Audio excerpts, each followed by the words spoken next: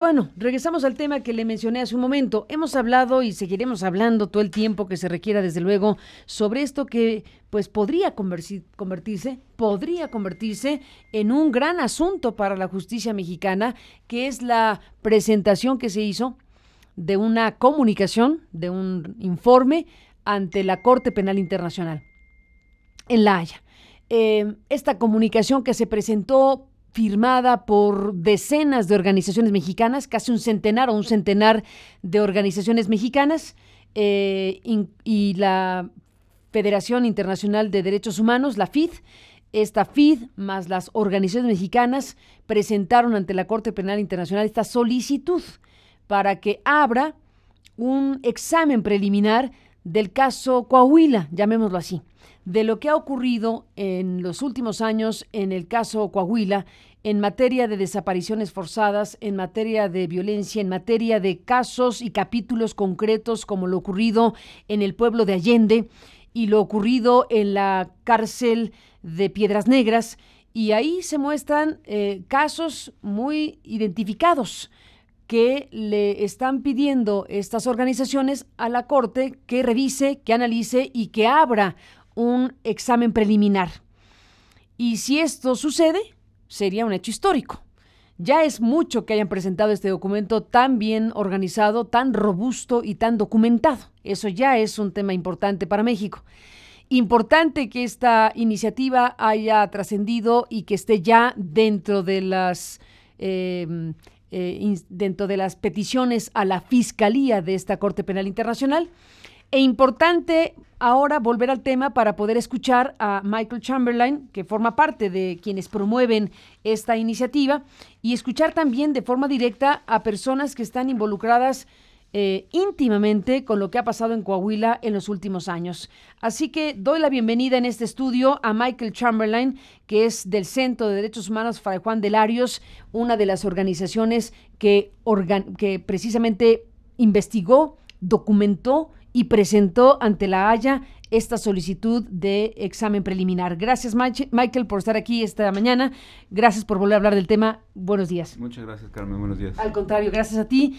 Gracias a Marcela Valderas, que es madre de Cosme Humberto Alarcón Valderas, desaparecido el 5 de mayo del año 2011. Gracias, Marcela, porque estás aquí para conversar. Carmen, Al contrario, gracias, Marcela. Y vía Skype saludamos desde México hasta Coahuila a Diana Iris García, que se presenta ahora en esta señal vía Skype. Diana Iris es madre de Daniel Cantú, desaparecido el 21 de febrero del año 2007. Gracias, Diana Iris, gracias por estar aquí esta mañana.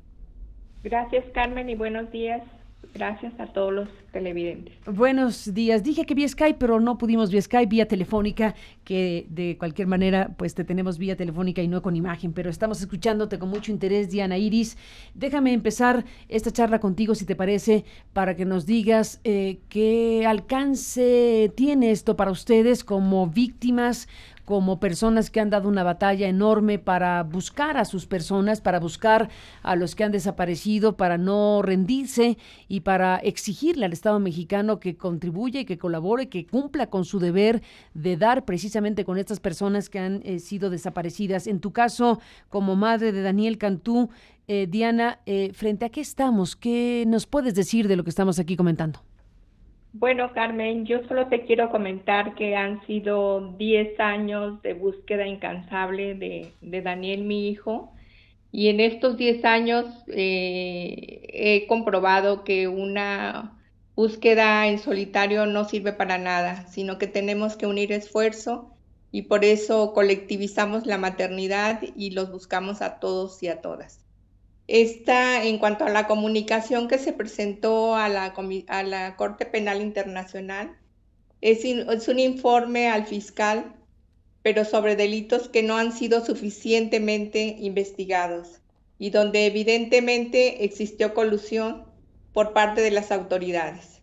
Si no, no se hubiera presentado tanta criminalidad en estos casos que presentas, pero si bien es cierto, habría que hablar de administraciones desde el 2007, 2006, que han estado que han dejado de hacer lo que le correspondía y por lo tanto se han dado todos estos delitos y todas estas violaciones a los derechos humanos.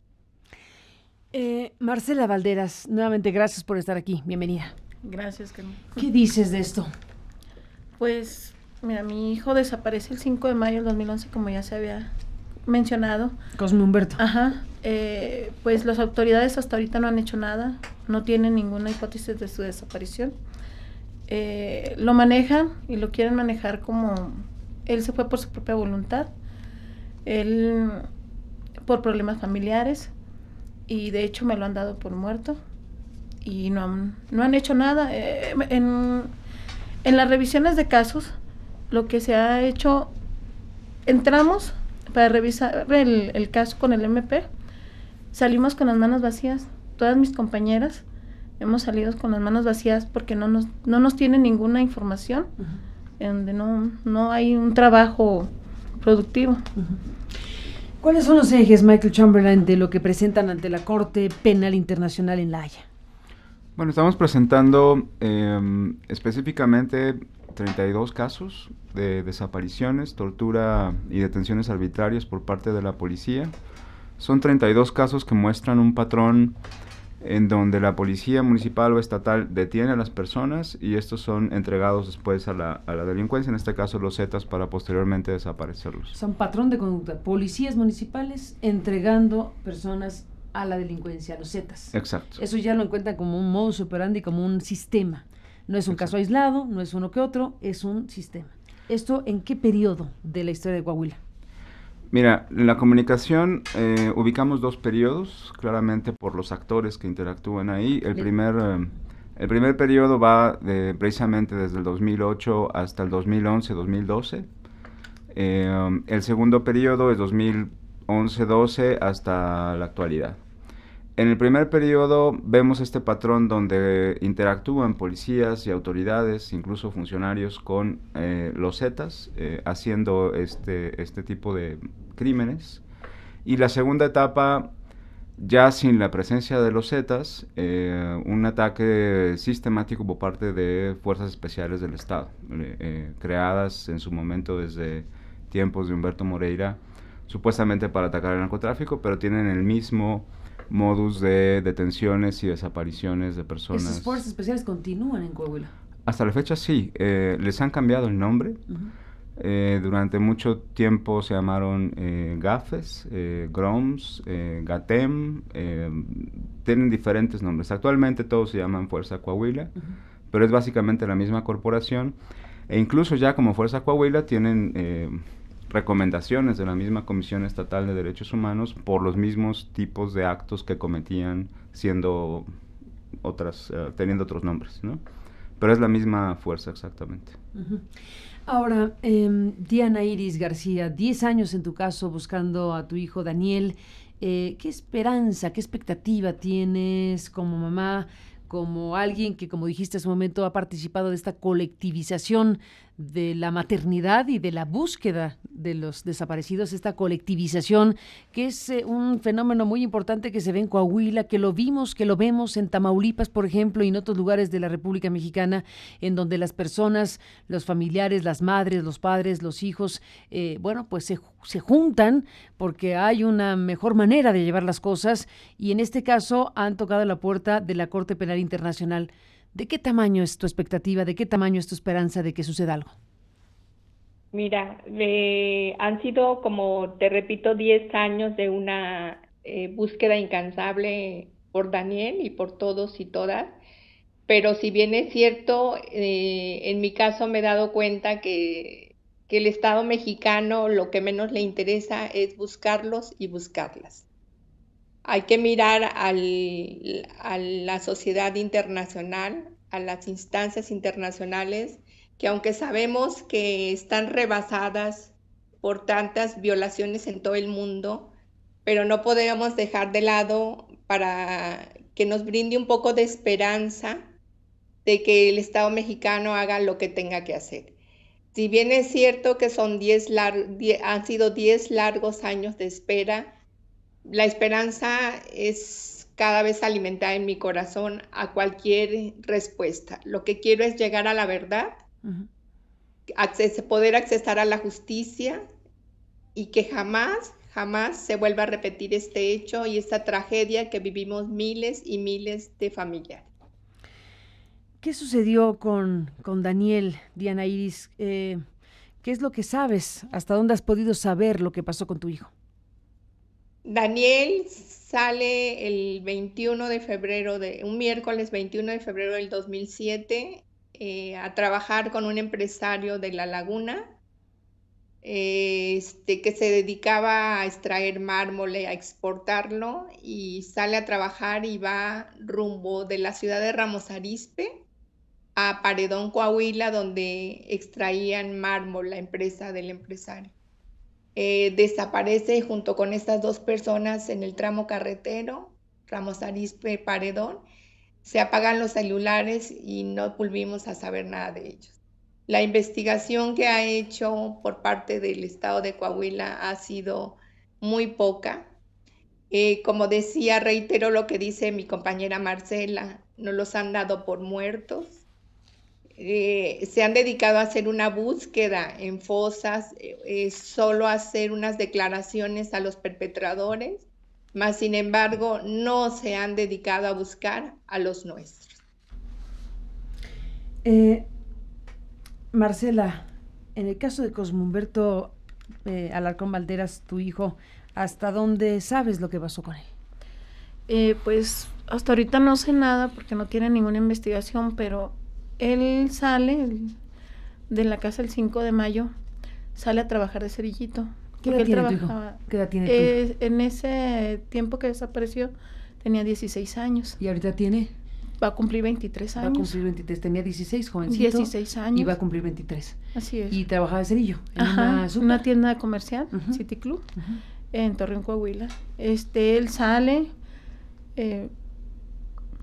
aproximadamente 3:30, se despide de su tía que vive a un lado, llega a la tienda a trabajar.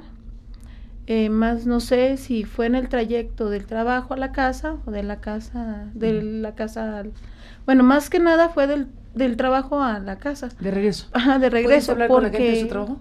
Sí, ¿Y que de hecho me negaban que había ido a trabajar porque ese día no hubo clases y es que él estudiaba y trabajaba. Entonces me negaban que él había ¿en la tienda? Ajá, me negaban que había entrado a trabajar. Entonces una empleada de limpieza fue la que corroboró la información, dijo, no, él sí vino a trabajar, él estaba aquí trabajando. Fue cuando ya los empleados pues ya no pudieron negarse a que él había presentado a trabajar. ¿Y por qué negaban eso? No lo sé, no, más nunca investigaron, a mí no me quisieron decir nada, las autoridades hasta ahorita no investigaron nada. ¿En qué tienda trabajaba tu hijo? En City Club de Torreón, Coahuila. De Torreón. Ajá. Él me contesta el teléfono, bueno, se desconectó a las 5:40 del Facebook, a esa hora se desconectó. ¿De la tarde? De la tarde, ya para las... ¿Y tuvo comunicación en Facebook en esas horas?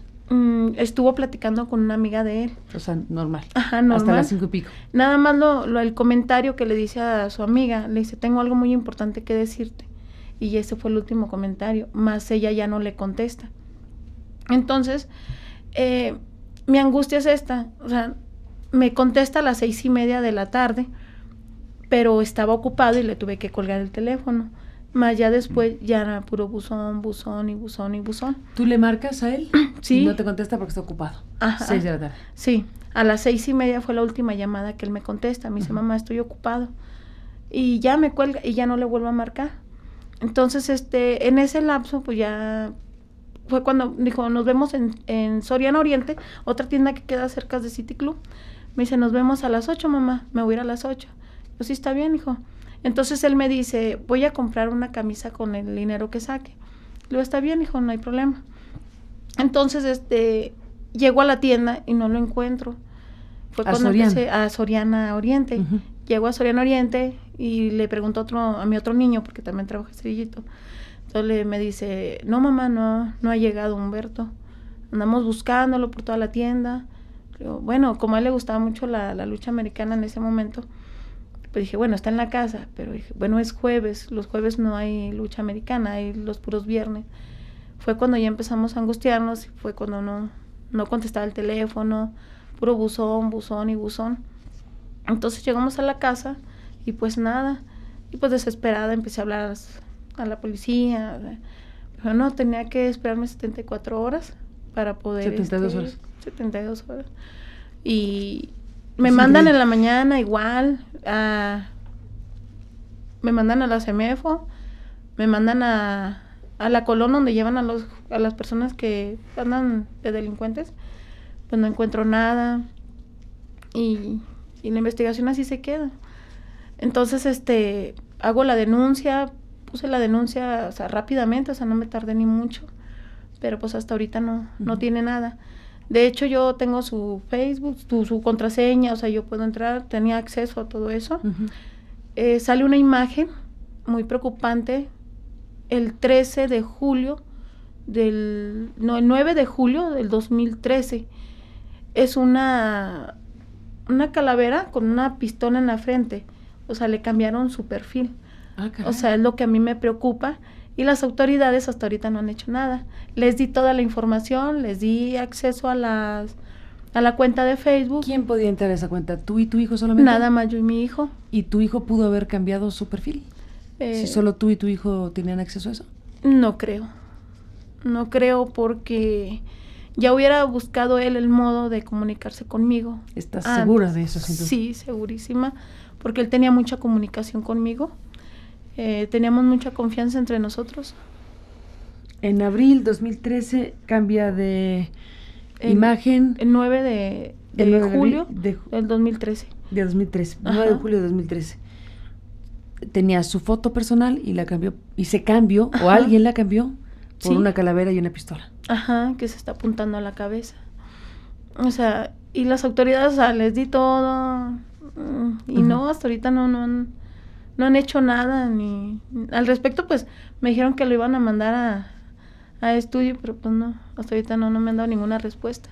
Estamos, Michael, frente a la historia de Marcela, con lo que nos cuenta de Cosme Humberto Alarcón Valderas, este joven de 16 años, en ese momento tenía 16 años, y que, bueno, pues hasta aquí es lo que tú has podido saber de su desaparición. No has sabido más de entonces a la fecha, salvo este capítulo del 2013, que pues sí, ciertamente es muy preocupante. Y lo que nos cuenta Diana Iris García también de una persona. Daniel Cantú, tu hijo, tiene en este momento, ¿qué edad, Diana?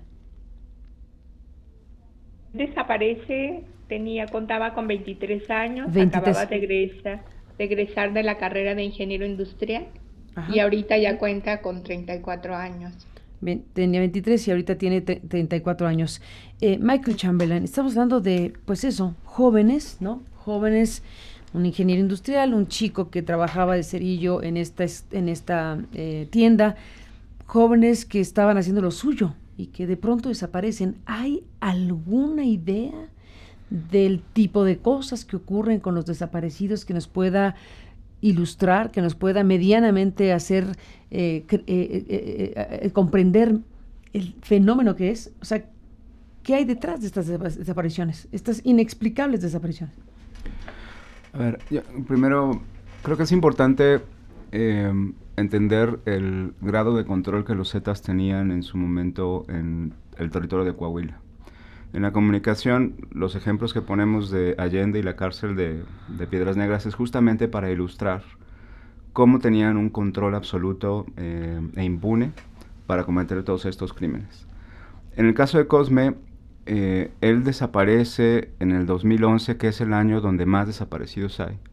Y también es el año pico donde más ejecuciones hay a nivel nacional, un año antes de las elecciones. En ese momento, los Zetas estaban intentando arrancarle el control al cártel del Golfo para quienes trabajaban y deciden independizarse. Y están buscando, y esa es una hipótesis, por muchos medios conseguir jóvenes para la leva. Hay muchos jóvenes como Cosme en esos años, no solamente en Torreón, sino en otras partes del estado, que desaparecen con estas características, ¿no? En el caso de Daniel, es el caso más viejo que tenemos. Él es del 2008 y el contexto era diferente, porque ahí todavía no había presencia del Cártel del Golfo, era la presencia del Cártel de Sinaloa disputándose con el Cártel de Juárez. Estaba más bien el Grande como jefe de plaza, que ahora está detenido en Texas, y sucede en un contexto de confrontación entre el Cártel de Juárez y el Cártel de Sinaloa, por el control territorial. Y Torreón siempre ha sido un lugar de disputa de los cárteles por su lugar estratégico, geográficamente hablando. Datos nuevos que tenemos en el caso de Diana y de Daniel nos arrojan que probablemente de Ramos Arizpe lo llevaron hacia la zona de Torreón. Es la zona que más desaparecidos tiene, la zona de la Laguna. El estado aunque es muy grande, es poco poblado, tiene 2,5 millones de personas. La pregunta sería, sí. Perdón la crudeza, Michael Chamberlain, la pregunta sería, ¿para qué llevárselos? Mira, hay testimonios de enfrentamientos en lugares como Monclova, por ejemplo, entre el ejército y Zetas, y quienes han visto quienes atestiguaron esos enfrentamientos, hablan de muchos jóvenes armados. Jóvenes armados que bajaban en camionetas, con armas largas, que se enfrentaban. Muchos de ellos eran asesinados, perdón por la crudeza, y después se limpiaba la ciudad, recogían los cuerpos y se los llevaban, ¿no? Este tipo de cosas sucedían a plena luz del día en Coahuila. O sea, llevar jóvenes para obligarlos al sicariato, para obligarlos a enfrentar involuntariamente a nombre de un cártel. Sí, tenemos testimonios de algo muy similar en el caso de migrantes que también son secuestrados en el camino. Hemos recogido testimonios de migrantes hondureños, por ejemplo, que logran escaparse después de 2 años de estar trabajando para el crimen organizado, cruzando droga, solamente haciendo eso, cruzando droga. En algún momento se liberan, se regresan evidentemente a su país, no quieren saber nada.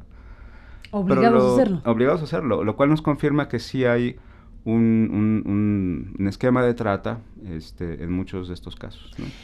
En la comunicación, como le llamas, que es este documento que se presentó en la Corte Penal Internacional, están casos como los que narra Marcela, como el que narra Diana Iris, como lo que estamos conociendo de Cosme Humberto Alarcón Valderas y de Daniel Cantú, y otros tantos casos que están presentados ahí en la Corte Penal con mucha claridad.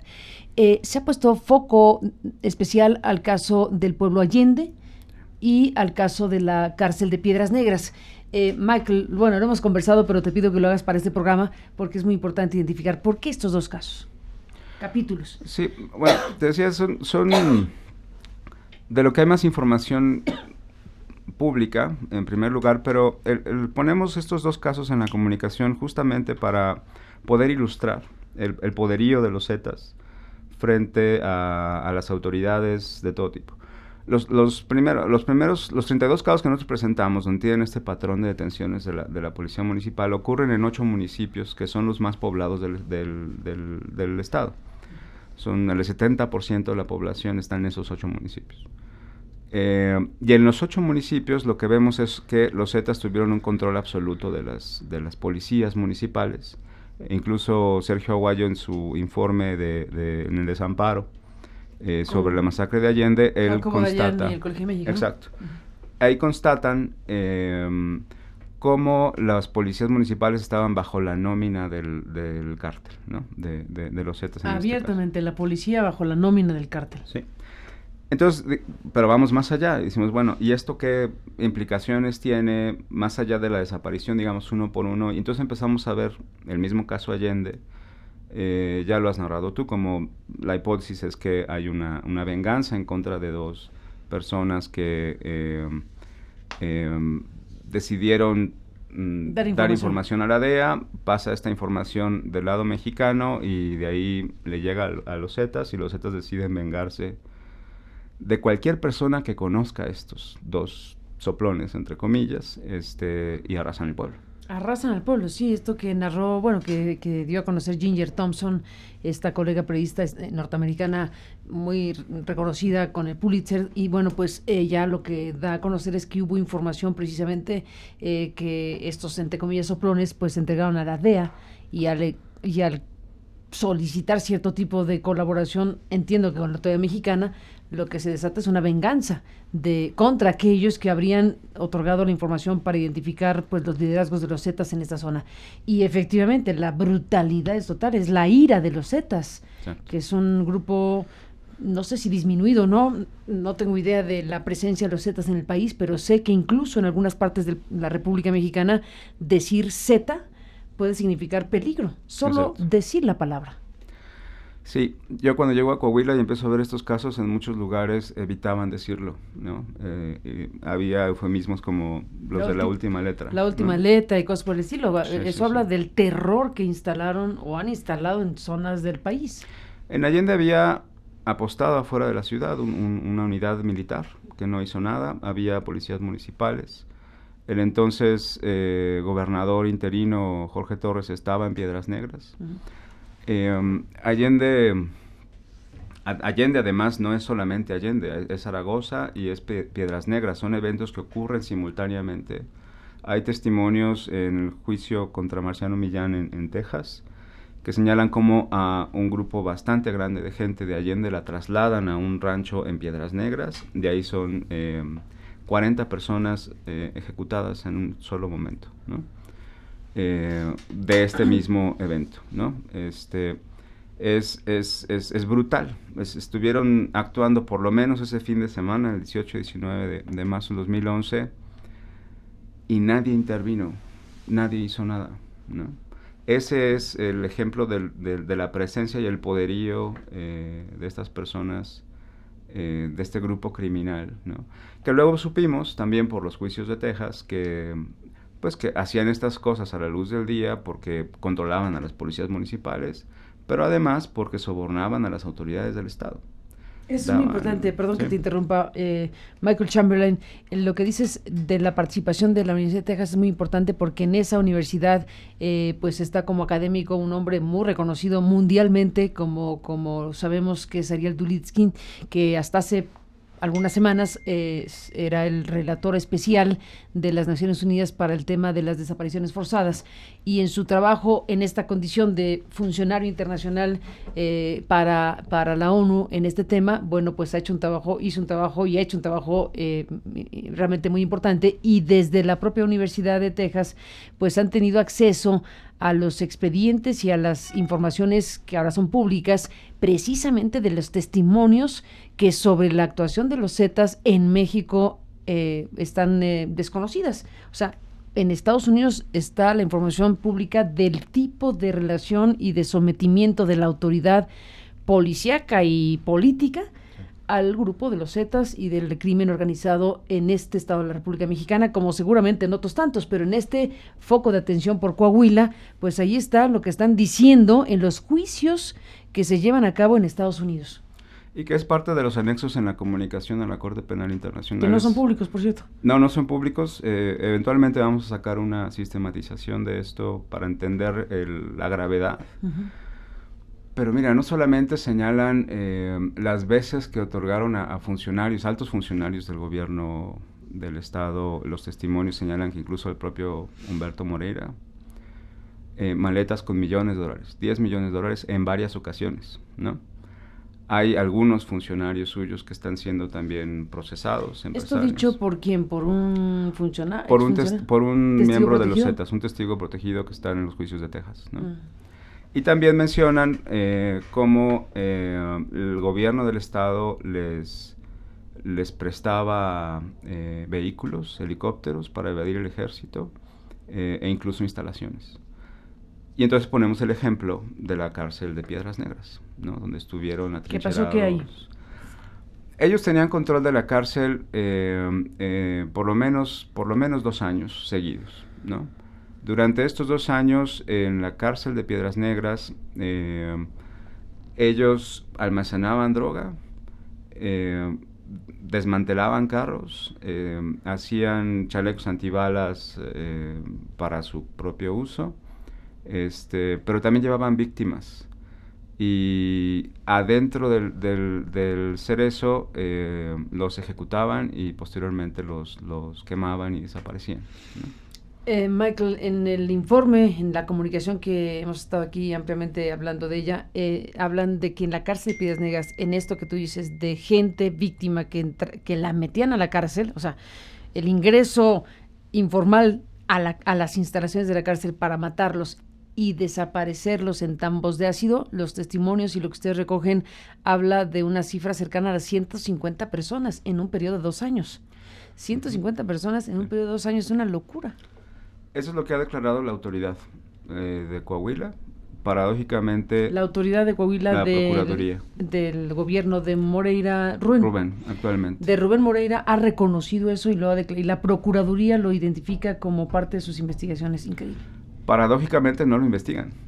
Lo declaran, lo saben y pero luego... no lo investigan, porque estos delitos se están investigando todos como delitos simples. Como delitos, bueno, todos son del fuero común, y desvinculados unos de otros. Pero todo en conjunto es lo que ustedes llaman delitos de lesa humanidad. Exacto. Porque si nos ponemos a atender uno por uno y con las características de una investigación local, exacto, no se le toma la dimensión real del asunto, que es un asunto enorme y como le plantean ustedes a la Corte Penal Internacional, delitos de lesa humanidad, es decir, que dañan a la humanidad, es decir, no es un tema de la localidad X, ni el asesinato de alguien, ni la desaparición de una persona en un contexto indeterminado, no, es el conjunto de cosas que del caso Coahuila, ni hablar, Michael Chamberlain nos conduce al caso México, es un terrible botón de muestra de lo que ha pasado en muchos otros lugares de la República Mexicana. Recientemente Flaxo presentó un informe en Monterrey donde están sistematizados los casos que ha documentado CADAC con el hermano Consuelo Morales. Sí. Y los patrones que muestran en Nuevo León son iguales. Entonces uno empieza a ver el noreste y era Coahuila, Nuevo León, Tamaulipas, que sigue en la actualidad, sí, y de ahí se va a Veracruz, hablando solamente del Golfo y de los Zetas, ¿no? Y esto llega hasta Guatemala, ¿no? Y luego cómo se reproduce el esquema en otros cárteles hasta que uno mira que estos modelos se repiten, por ejemplo, en Ayotzinapa, ¿no? Donde los Zetas no tienen nada que ver, ¿no? Es una escuela que dejan. Es un modelo, exacto, ya los Zetas no están ahí, pero ya está reproduciéndose en la mecánica, ¿no? Exacto. Pero la tendencia, y lo digo como responsabilidad del Estado mexicano, es a negar la gravedad de esta situación. La PGR sistemáticamente ha devuelto los casos de desaparición a los estados para que se investiguen así, en el fuero común, como casos simples, ¿no? Pues ese es el tema y por eso van y tocan la puerta a la Corte Penal Internacional que esperemos, al haber presentado, Michael, tú, el obispo Raúl Vera, no sé si iba alguien más, ibas tú, el obispo Raúl Vera de este Centro de Derechos Humanos Fray Juan de Larios.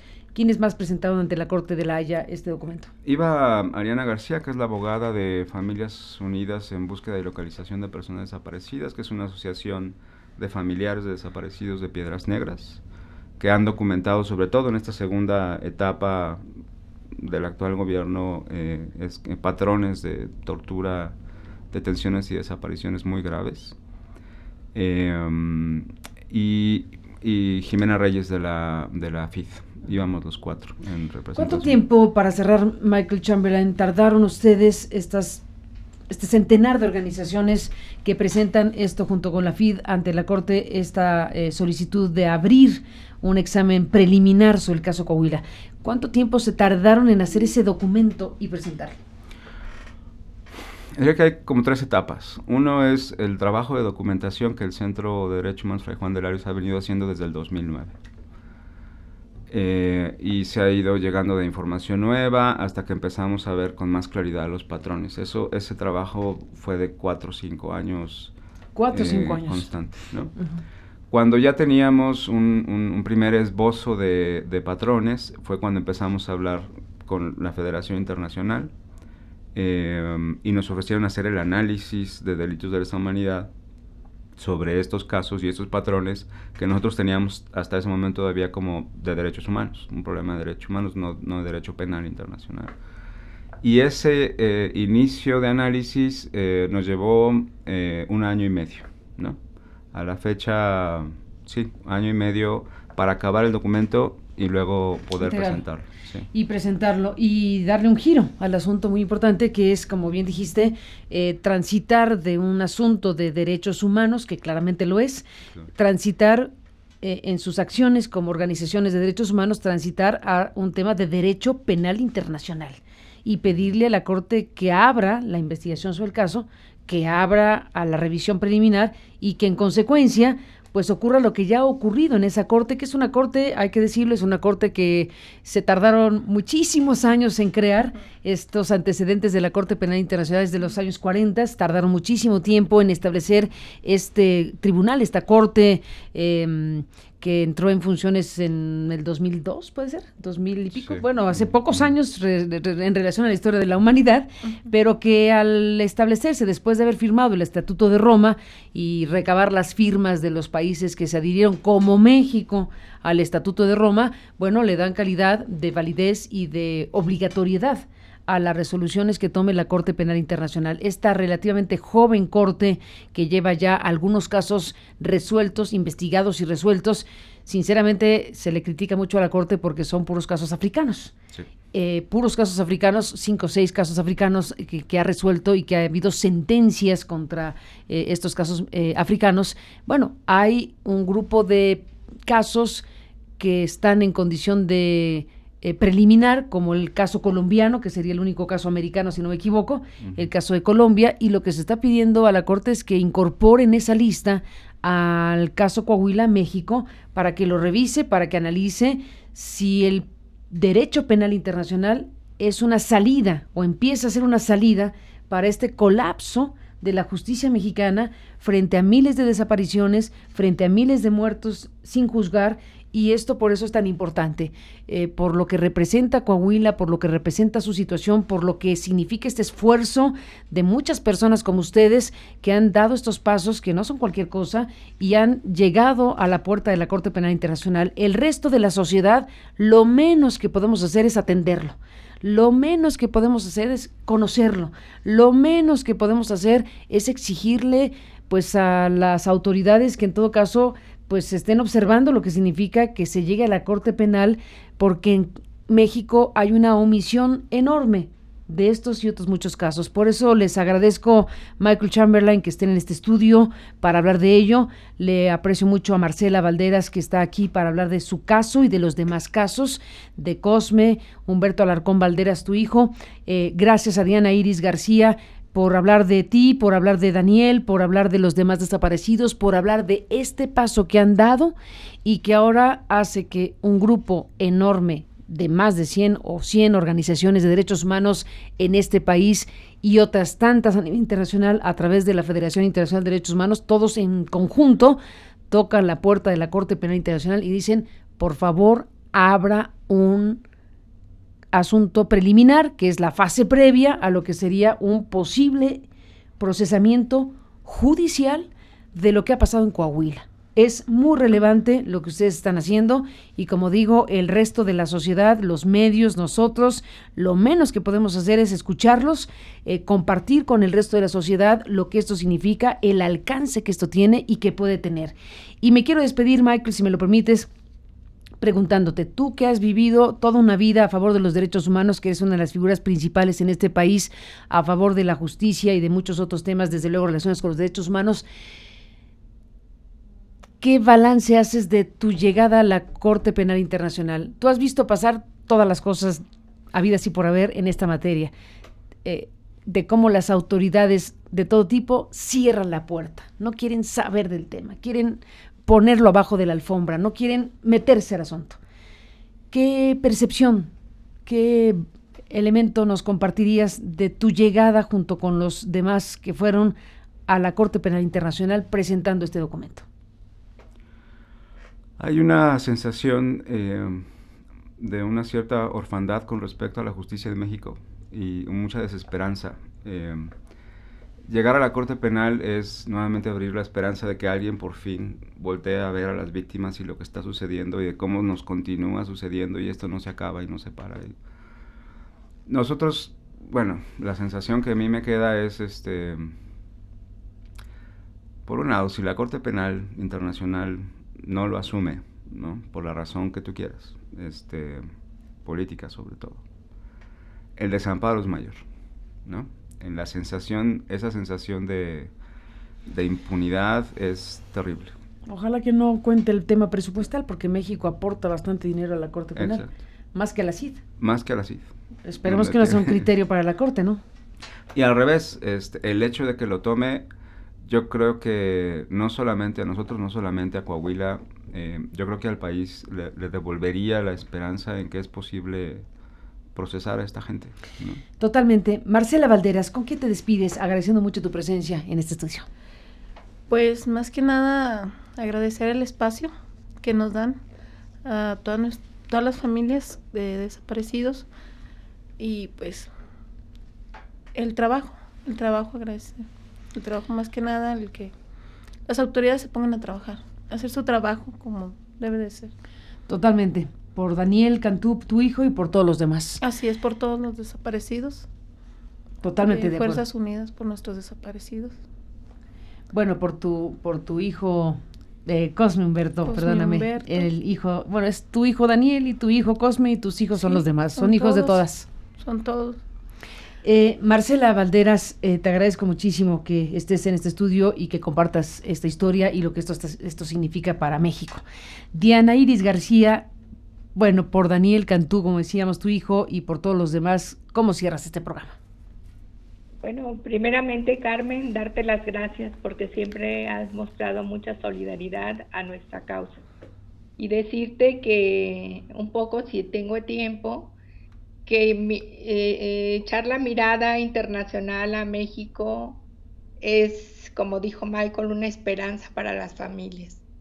Porque si bien es cierto que México es un país que da mucho dinero a maquillar a su imagen pública al exterior, es el momento de empezar a descubrirlo y es empezar a que los organismos internacionales hagan también parte del espíritu con el que han nacido. Gracias, Carmen, y espero que nos sigas en nuestra lucha por encontrar a todos y a todas. Gracias a ustedes, gracias Diana Iris García, un saludo a ti, un saludo a Coahuila, gracias Marcela nuevamente y gracias Michael, a los tres, gracias. Y estamos en comunicación con ustedes. Hacemos una pequeña pausa, entramos en la parte final de este programa.